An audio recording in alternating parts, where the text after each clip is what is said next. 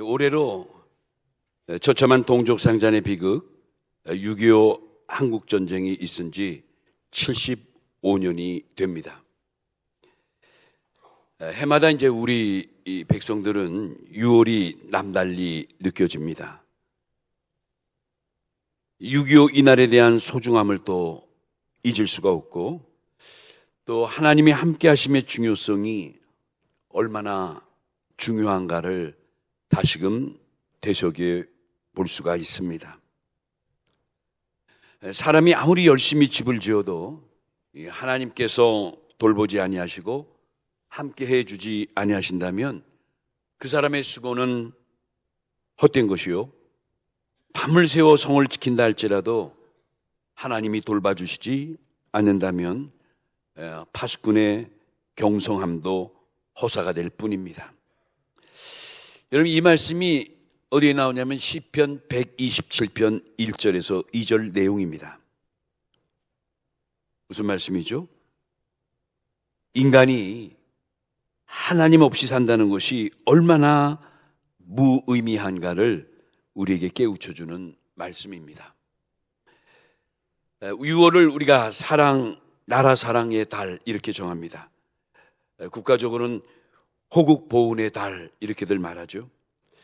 6월에 6월 6일 현충일이 있고, 또 6.25 전쟁의 비극이 또 우리는 잊혀지지 아니하고, 그래서 특별히 우리 교회도 6월을 나라 사랑의 달로 정하고, 또 매년 6.25 직전 주일을 나라 사랑의 주일이라고 해서 오늘까지 지키고 있습니다. 자, 이런 면에서 오늘 다시 한번 우리나라 대한민국은 과연 누가 지키고 누가 보호해 주는가, 이런 점에서 우리 생각해 보면서 세 가지로 대지를 나눠서 함께 은혜를 나누려고 합니다. 첫 번째는 전쟁은 살아계신 하나님께 속한 것이다라는 점입니다. 아멘이죠. 여러분, 어떤 전쟁이든 우연히 발생하는 건 없습니다. 구약의 사무엘상 17장 47절에 보면 우리가 너무 잘 아는 구절이죠. 전쟁은 살아계신 하나님께 속한 것이니라 말씀합니다. 그러니까 하나님께 묻고 하나님만을 의지하고 하나님을 사모하기 전에는 전쟁에서 결코 이긴 역사가 없다는 것을 구약 성경은 그렇게 말씀합니다. 물론 이 말씀의 배경에는 위대한 그 다윗의 고백도 있지만, 이제 우리가 구약 성경을 보면 이사야 10장 5절에서 7절 말씀에도 보면 하나님은 당신의 선민 이스라엘 백성이 죄를 짓고 하나님을 멀리하면 하나님은 반드시 그 나라를 이방 민족을 몽둥이로 삼아 징벌을 하고 징치를 해나가십니다. 우리가 신학적으로 징치라는 단어를 가끔 쓰는데, 잘못된 사람을 징계하고 바르게 이끌어간다 해서 이제 징치하다 이런 단어를 써요. 그런데 그 백성이 이내 회개하고 하나님 앞에 돌아오면 하나님은 다시금 그들을 용서해 주시고 그들 백성에게 태평성대를 누릴 수 있는 평안의 복을 주세요. 이 말씀이 구약시대 그대로 진행되고 있음을 우리는 알 수가 있습니다. 여러분, 오늘날도 많은 사람들이 하나님을 믿지 않고 오히려 그 나라의 군사력이나 또 첨단 무기만을 의지하고 이런 걸 다 준비하면 괜찮다고 하는 그런 일반적인 속성이 있지만 성경은 절대 그렇게 말하지 않습니다. 오늘 우리 본문으로 삼은 이사야 3장 1절에서 3절 말씀도 이런 말씀이 있죠. 애굽의 도움 요청에 대한 하나님의 진노가 나타나요. 결국 하나님은 하나님의 선민 이스라엘의 그 불신앙을 경고하는 장면이 나오게 되는데, 내용이 지금 뭡니까? 유대 나라가 아수르 나라의 대대적인 공격이 임함을 알고 벌벌 떨고 두려워했던 거예요. 가장 먼저 하나님 앞에 나와 이 문제를 놓고 기도하고 하나님의 도우심을 구해야 될 선민 유다 나라가 이내 하나님을 등지고 누구에게요? 강력한 강대국 애굽에게 손을 빌어 구원을 요청하게 됩니다. 이때 하나님이 이런 유다의 모습을 보면서 서운하신 거예요. 하나님 말씀에 대한 순종도 안 했지만 하나님을 의지하려는 그 모든 믿음이 보이지 않는 그들에게 하나님이 지적하신 거죠. 여러분, 성경에서의 많은 그 전쟁의 역사의 배경을 보면 바로 이 징치의 목적으로 일어나는 전쟁이 많습니다. 하나님이 전쟁을 통해서 그들에게 고통 속에 다시금 하나님을 찾게 한다는 거죠. 그 이사야 31장 본문 뒤에 4절로 9절이 그 말씀 아닙니까? 돌이켜 하나님을 의지하면 하나님은 다시금 그 백성을 용서하시고 보호해 주신다는 거예요. 여러분, 우리가 이제 믿음 생활하고 또 나라를 사랑하는 이 모든 면에 있어서 가장 큰 문제는 뭐냐면 하나님이 우리와 함께 계시지 않음이 아니라 하나님의 도우심을 받을 준비가 되지 않았다는 게 오히려 심각한 문제인 거예요. 우리 대한민국은 여러분, 우리 역사를 봐서도 그렇고 정말 하나님이 우리나라를 보호하사 우리나라 만세라고 애국가에도 나와 있는 것처럼 정말 우리와 늘 함께 하셨어요. 그런데 문제는 그 하나님의 도우심을 받을 준비가 되지 않았다는 게 더 슬픈 일이라는 거예요. 여러분, 이 전쟁이 그 하나님께 속하였다라고 성경에 말씀했다고 그랬는데 그의 받침이 되는, 뒷받침이 되는 몇 가지 예를 여러분에게 알려드리려고 합니다. 첫 번째, 이스라엘과 미디안의 전쟁을 보면 바로 하나님이 전쟁을 주관하고 계시다는 걸 알 수 있어요. 여러분, 사사기 7장 19절에서 23절 보면 이제 화면에 나오는데 이스라엘과 미디안의 대대적인 전쟁이 일어났어요. 그런데 이스라엘이 어찌된지 13만 5천 명이라는 엄청난 대군 앞에 정예화된 300명의 용사만을 내보내게 됩니다. 여러분 아시죠? 기드온의 300용사. 여러 절차를 거쳐서 가장 정예화된 300명을 딱 뽑아가지고 이 전쟁에 나가게 한 거예요. 여러분, 이게 말이 될 것 같아요? 상식적으로? 수리적으로 볼 때 300명 대 13만 5천 명이면 여러분 1대 450이에요. 450대 1이에요. 450명을 놓고 한 사람이 싸워야 되는 거예요. 한자에 중과부족이란 말 있죠? 중과부족. 바로 그 단어가 숫자가 도저히 모든 것이 너무너무 상대가 안 돼서 대항할 수가 없는 것, 그게 바로 중과부족이에요. 이 전쟁이 그런 거예요. 그런데 결과가 어떻게 되죠? 상상밖에. 이스라엘 기드온 300용사가 13만 5천의 미디안을 완전히 물리칩니다. 여러분, 사사기 7장 읽어보면 얼마나 흥미진진한지 몰라요. 나중에 기드온이 도망가고 도망가는 미디안의 군사들을 그들의 적진, 그들이 도망가는 그 퇴로까지 차단해서 끝까지 달려가서 그들을 다 멸절하고 돌아옵니다. 그냥 승리가 아니라 쾌승이에요, 쾌승. 이런 거 보면 참 이건 인간의 힘이 아니죠. 두 번째 대표적인 전쟁이 여러분 잘 아시죠? 다윗과 골리앗의 싸움이에요. 이 다윗과 골리앗 싸움은 사무엘상 17장 내용인데 그 17장 38절로 49절까지 이것도 읽으면 참 우리 마음이 정말 벅차오를 정도로 감동이 되는 내용들인데 이스라엘의 다윗은 아직 어린 목동에 지나지 않습니다. 나이도 어리고 전쟁의 경험도 없고 또 무슨 뭐 이런 칼이나 무슨 전문적인 전쟁의 도구를 활용한 적도 없고 그런데 이스라엘을 겁박하는 블레셋 나라와 그의 장군 골리앗 장군과 마주친 거예요. 골리앗 장군에 대한 그 내용이 사무엘상 17장에 나오는데 그 사무엘 17장 4절에 보면 골리앗의 신장에 대해서 키에 대해서 그의 신장이 6규빗 한 뼘이요 이렇게 나와요. 어떤 들으면 그 골리앗이 뭐 얼마나 큰지 잘 감이 오지 않지만 여러분, 우리 구속사 공부하면서 우리 규빗에 대한 거, 이스라엘 백성들의 그 길이의 단위 가운데 규빗은 우리 성인 남자의 팔꿈치서부터 이 손 쭉 폈을 때 중지까지, 발끝에서 중지까지의 길이를 한 규빗으로 해요. 그래서 이걸 가지고 이제 그 당시 그 옛날에는 길이를 잰 거죠. 한 규빗이요, 두 규빗이요, 이렇게.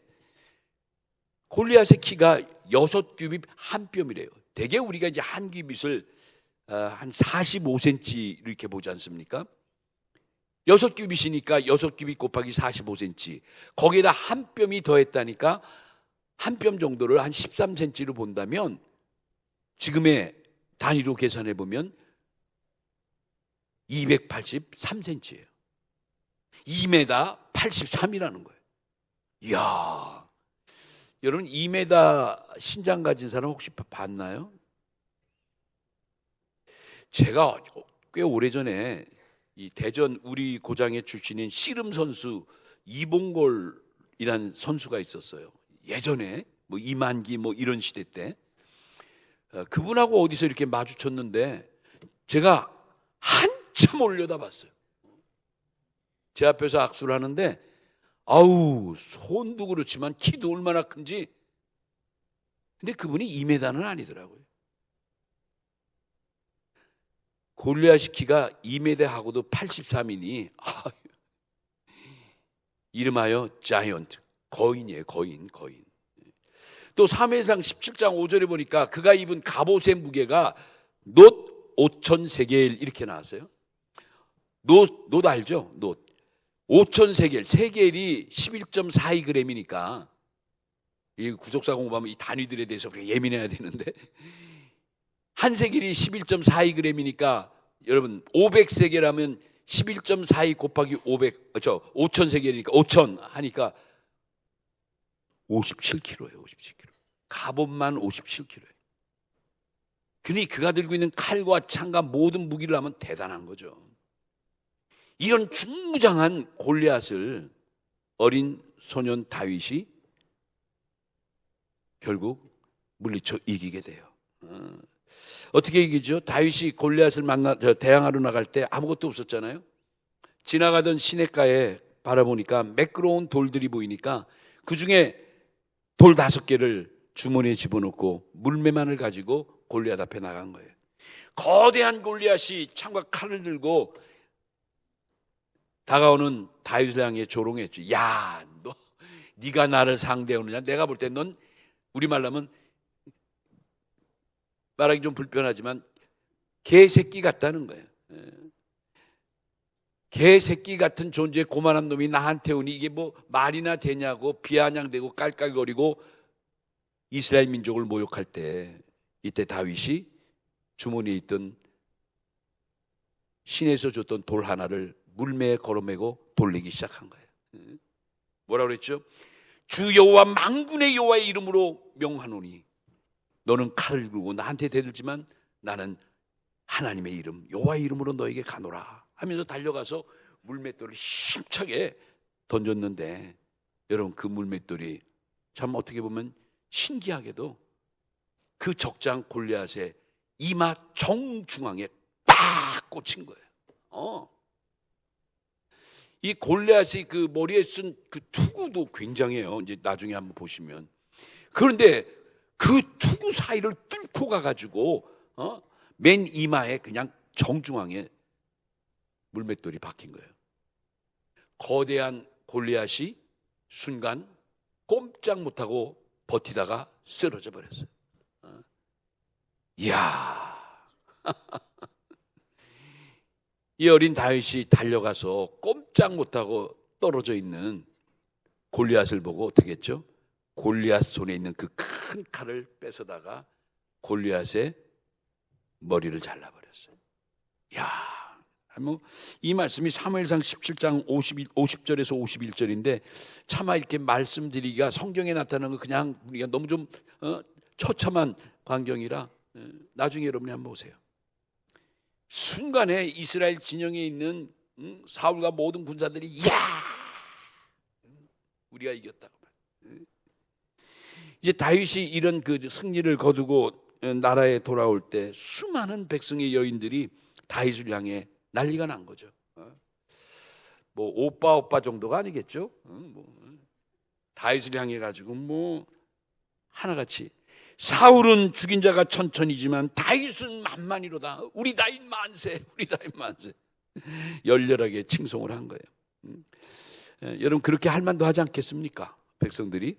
그런데 이때 못난이 사울왕이 그런 백성들의 반응에 대해서 불쾌해서 그때부터 다윗을 시기하여 제거하려고 노력을 하죠.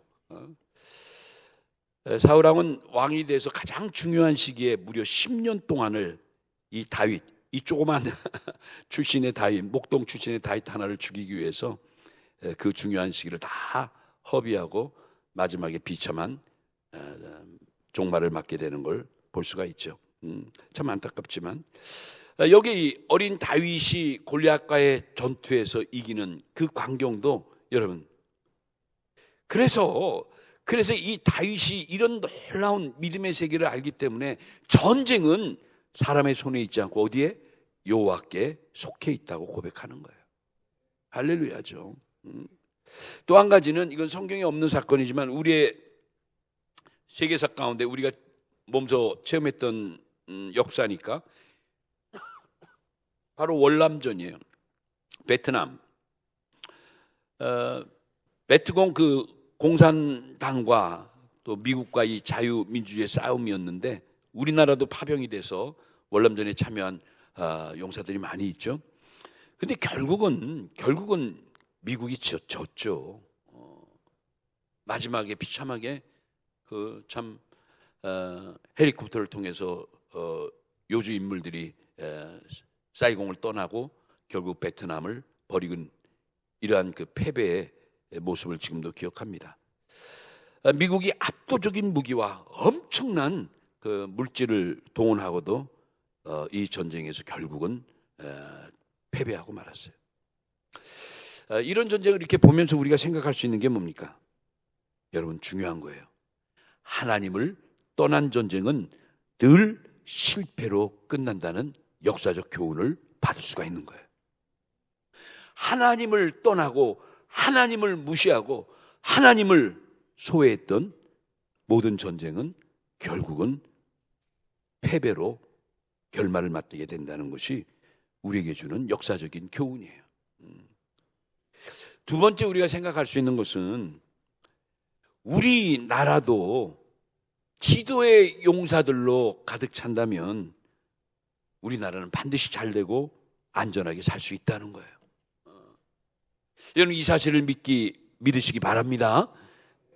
그래서 우리는 정말 나라를 위해서 열심히 기도해야 돼요. 여러분, 나라의 안녕과 그 평안은 튼튼한 국방력에 있습니다.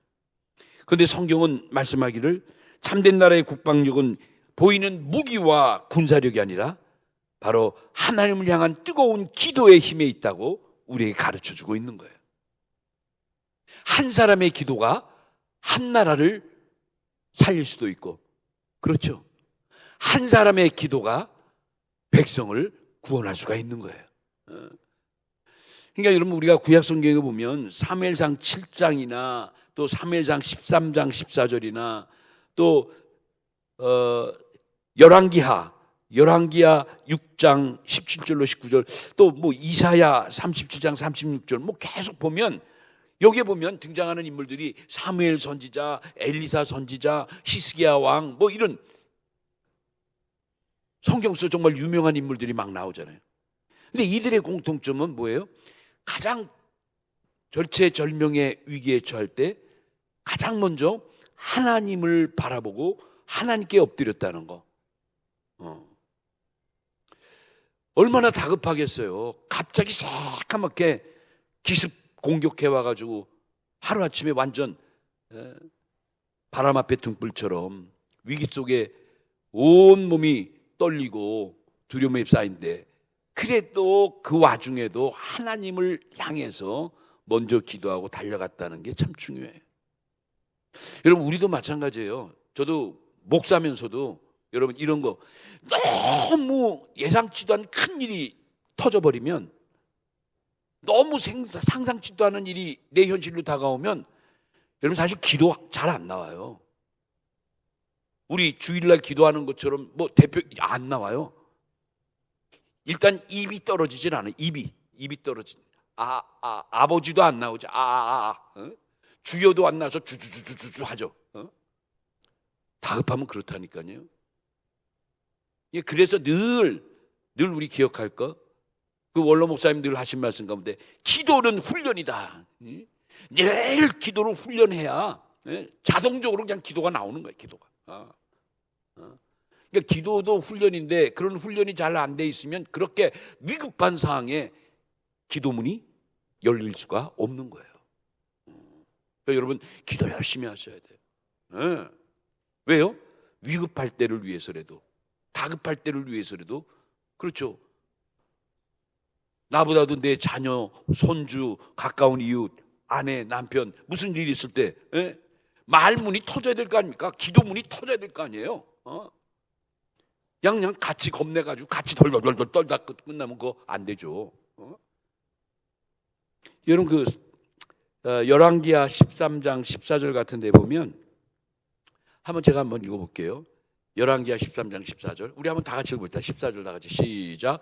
엘리사가 죽을 병에 들매 이스라엘의 왕 요아스가 그에게로 내려와 자기의 얼굴에 눈물을 흘리며 이르되 내 아버지요 내 아버지요 이스라엘의 병과 마병이요 하매. 이게 무슨 말이냐면 북쪽 이스라엘 12대 왕이었던 요아스가 그렇게 의지하고 믿었던 선지자 엘리사가 죽을 병에 걸린 거예요. 전혀 엘리사의 죽음을 생각지도 않았던 이 요아스가 엘리사의 그러한 무기력한 모습에 너무너무 마음이 아픈 거예요. 그 앞에 달려가서 뭐라 그래요? 내 아버지요. 엘리사에게 아버지라고 왕이 부릅니다. 내 아버지요 내 아버지요. 흐느끼면서 당신이 우리의 병고요 우리의 마병이었는데 이제 어찌하오리까. 지금 이 구절에서 나타났듯이 사실 요아스 왕과 이스라엘 나라는 모든 위기 때마다 누구요? 하나님의 사람 엘리사를 찾아가서 엘리사의 기도를 받고 위로를 받고 엘리사와 함께 지시대로 함께 하나님을 찾는 이런 역사 속에서 평안을 누리다가 이런 사건을 맞게 된 거예요. 오늘 우리 대한민국도 우리 모두가 다 하나님 앞에 신실한 기도의 용사들이 된다면 이 기도의 용사들의 그 기도가 어떠한 전쟁도 위기도 극복하게 하는 놀라운 힘이 있다는 것을 이 시간 여러분 믿으시기 바랍니다. 우리들의 기도가 그렇게 큰 힘이 있는 거예요. 세 번째 대주로 말씀드릴 것은 우리는 6.25 전쟁의 실상은 알고 있어야 한다. 저는 마지막 대지로 이 말씀을 좀 드리고 싶어요. 다른 건 몰라도 우리 민족, 우리 백성은 이 6.25 한국 전쟁의 그 실상은 알아야 한다. 이제 요즘은 이제 6.25가 75년 전 일이기 때문에 6.25를 당했던 것이 너무 오랜 세월이 지나갔죠. 그때 뭐 참전했던 분들 거의 이제 얼마 남지 않으셨잖아요.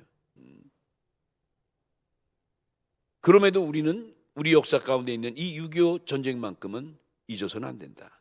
우리 후손들에게 이 전쟁 이야기도 해주고 그 실상을 말해줘야 된다. 여러분 이 6.25 한국전쟁은 1950년 6월 25일 새벽 4시에 북한군의 기습 남침으로 발발한 전쟁이에요. 분명히 하셔야 돼요. 이건 저 북한 괴뢰의 기습 남침으로 이 전쟁이 일어난 거예요.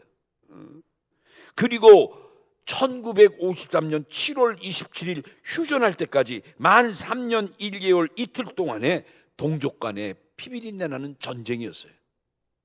세계 역사 가운데도 이렇게 동족 간에 처절한 전쟁이 일어난 게 그리 많지 않아요.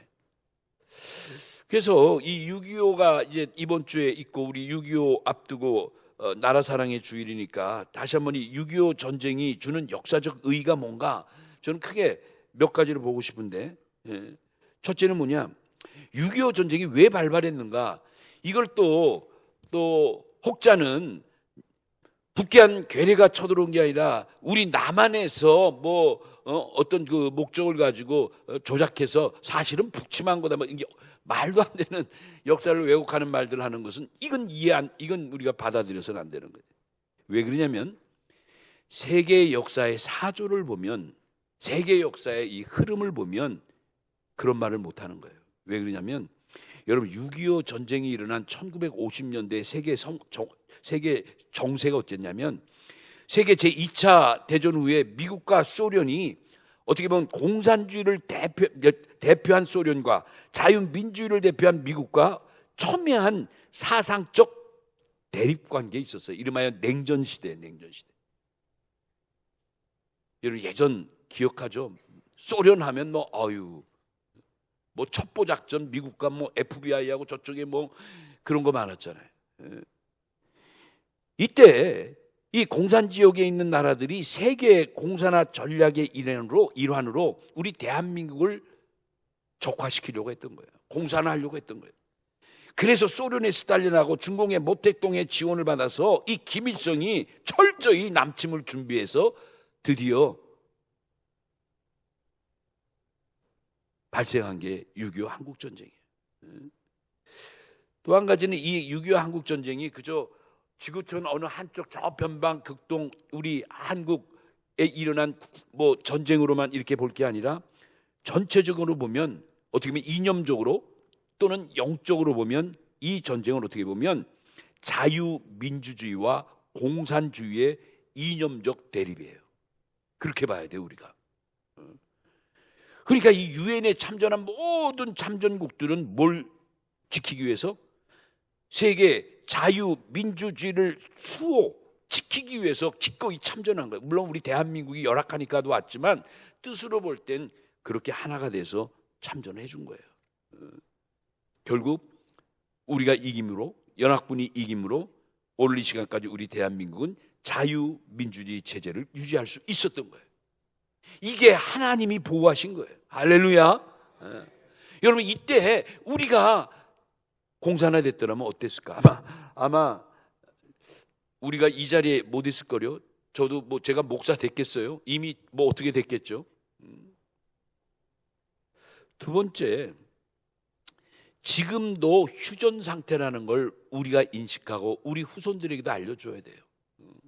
전쟁이 끝난 종전 상태가 아니라 휴전이에요, 휴전. 1950년 6월 25일 날 불법 기습 남침했던 이 6.25 전쟁이 1953년 7월 27일 날 휴전이 됐으니까 그때부터 지금까지 잠시 전쟁이 스탑되어 있는 거예요. 75년 동안. 언제 어떻게 돼도 전쟁은 다시 불붙을 수 있는 상태인 거예요. 끝난 게 아니라는 거죠. 이런 면에서 오늘날 우리 백성들은 너무나 이러한 그 전쟁에 대한 거, 6.25 동란에 대한 의식, 6.25 한국전쟁에 대한 그 상황 파악이 잘 전달이 안 되고 있다는 거죠. 또 우리 후손들에게도 바르게 교육되어지지 않고 있다는 거예요. 이게 말이 되겠어요? 세 번째로 북한 공산당의 그 집단의 잔악성을 보면은 끔찍하죠. 그러니까 이들이 진짜 인류적으로 봐도 그렇고 모든 면에 봐도 이건 분명히 너무너무 잘못된 집단이라는 것을, 또 잘못된 사상이라는 걸 알 수 있는 거예요. 결국 이들이 양민 13만 명을 학살했고요, 46만 명을 강제 징용했고요. 뭐 그 피해는 뭐 말할 수가 없죠. 우리 광고 시간에 김 목사님 광고했는데 오늘 3부에 이 나라 사랑 주일 맞이해서 특별히 또 준비한 그 영화가 있는데 그냥 뭐 흥미 위주가 아니라 굉장히 역사성 있는 내용이에요. 저는 한번 이렇게 쫙 우리 교육자들하고 한번 검토를 했는데, 할 수 있으면 여러분 오후에 이 영화 한번 보셨으면 좋겠어요. 실제 6.25 전쟁 때 일어났던 역사적인 사건을 영화한 거예요. 지금 뭐 얘기하면 좀 그렇고 한번 여러분 진짜 보세요. 이런 건 우리 후손들에게도 자손들에게 많이 보이고 알려줘야 돼요. 우리가 설명이 한계가 있으니까. 이런 영화 같은 어떤 매체를 통해서 그들에게 감동을 주고 정확한 역사적 사실을 알리는 건 참 좋은 하나의 방법일 수 있을 것 같아요. 네 번째로 이 6.25 전쟁 때 인명피해를 한번 보면 여러분 끔찍하죠. 여러분 지금 보는 이 화면 같은 거 보면 이게 이제 6.25 직후에 그 용산, 그러니까 한강 넘어가서 용산 쪽을 바라보는 저거예요. 저 앞에 보이는 산이 그 이태원 그 아래 있고 그 무슨 동이라고 그러더라. 그 한강 사이에 저렇게 그냥 처참하게 피폐해버린 저 모습을 보면 이 전쟁이 얼마나 참 대단했는가를 알 수가 있죠. 우리 한국 측 인명피해를 한번 보세요. 거기 보면 군인 사상자와 실종자가 62만 명 아닙니까? 참. 민간인 사망자, 부상자 99만 명. 남의 나라에서 멀리 우리나라에 참전했던 유엔군들도 15만 명이 이렇게 또 사상자를 내는 참 끔찍한 전쟁이었어요. 북한 측은 오히려 우리보다 더 많죠. 더 많아요. 더 많아. 지금 나오죠. 북한 사망자 64만 명, 중공군 및 부상자, 실종자 97만 명, 북한의 민간인 피해자 150만 명. 우리 대전 인구가 지금 한 160만, 170만 되는데 대전 시구 전체가 다 이 전쟁으로 북한은 아예 그냥 피해를 본 거예요. 참 이러니 남북한을 합치면 여러분 얼마나 이 조그만 나라 한민족이 실종되고 전쟁으로 죽은 사람만 130만 명이 넘는 130만. 이런 참혹한 전쟁의 역사는 우리 인류 역사에 그렇게 많지 않아요. 세계 대전도 아니고 나라 대 나라도 아니고 같은 민족, 같은 동족이 이런 엄청난 전쟁을 했다는 것은 참 역사에 흔치 않은 일이다. 결국 결과론적으로 이 6.25 한국 전쟁이 주는 교훈이 몇 가지가 있는데 요거 한번 짚어드리려고 그래요. 첫째는 뭐냐면 이렇게 세계 자유민주주의를 수호한다는 것이 얼마나 희생과 그리고 피가 전제되었는가를 우리는 알아야 된다. 우리 오늘 대한민국의 이 자유민주주의 체제가 그냥 쉽게 연나라 뚝딱, 모나라 뚝딱에 생긴 게 아니고 이런 엄청난 민족적 그 희생과 선열들의 피 흘림의 역사가 있었기 때문에 오늘의 우리가 있는 것이다. 그리고 6.25 한국 전쟁이 결국 세계적인 그 당시의 이념적 대립에서 공산주의 대 민주주의 이런 어떤 그런 그 결 속에서 바라볼 때 세계 공산 지역과 북한 그 공산당 집단을 우리가 바르게 인식할 수 있다는 거죠. 그리고 이제 이 북한 저 공산 집단의 그 이중성 이런 거에 대해서 우리가 결코 속아서는 안 된다. 마지막으로 우리도 유비무환의 그 정신을 가지고 언제 어떻게 또 일어날 전쟁을 능히 대비하는 민족이 돼야 된다. 이거 준비하지 않으면 누가 우리를 지켜주고 누가 여러분 요즘 시대 같이 몇 년 전만 해도 그렇지 않았잖아요. 미국 하면 정말 우리의 동맹 중에 가장 강력한 동맹이고 몇십 년 동안 그런 분위기들이 요즘 전 세계에 느끼는 게 있지 않습니까? 완전 이제 자기 나라 보호주의로 오직 자기 민족이 우선이고 자기 백성이 먹고 사는 것이 먼저 강조되어지는 이런 시대에 과연 우리나라의 전쟁에 얼마만큼 또 우리가 감당할 수밖에 없는 거예요. 정신을 차려야 된다 그런 뜻이죠. 이런 의미에서 우리 믿는 성도들은 우리들의 영적인 유비무환 그게 뭐죠? 바로 말씀과 기도로 무장하는 게 우선인 거예요. 하나님의 말씀과 기도로 무장하는 게 우리 성도들의 가장 첫 번째 나라 민족을 위해 우리가 갖춰야 될 자세인 거예요. 디모데전서 4장 5절에도 말씀하고 있죠. 말씀과 기도로 경건해지는 마찬가지예요. 오늘도 이런 말씀을 전하는 것은 우리 모든 백성들이 하나님의 말씀과 기도로 무장해서 또 영적으로 밝아져서 세계사의 흐름, 하나님의 구속 역사의 흐름 이 모든 걸 제대로 간파해서 분별할 수 있는 우리 민족이 된다면 얼마나 좋겠어요. 말씀을 마치도록 합니다. 자, 우리나라 대한민국은 과연 누가 지키고 누가 보호해 주실 것인가? 답이 뭐죠? 오늘 설교의 답은 이거예요. 바로 그 누구도 아니고 살아계신 하나님이 우리를 지키고 우리를 보호해 주실 줄로 믿습니다. 그렇죠. 무슨 일이 있어도 여러분 정말 우리나라에는 다시는 전쟁이 일어나지 않도록 기도하는 우리 모두가 되어야 될 줄로 믿습니다.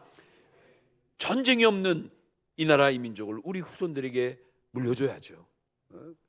이런 의미에서 우리가 역사 속에도 이런 교훈을 받고 6.25 올 때마다 전쟁의 배경과 참상을 알고 후손들에게 가르쳐주는 게 중요하다, 그 뜻이에요.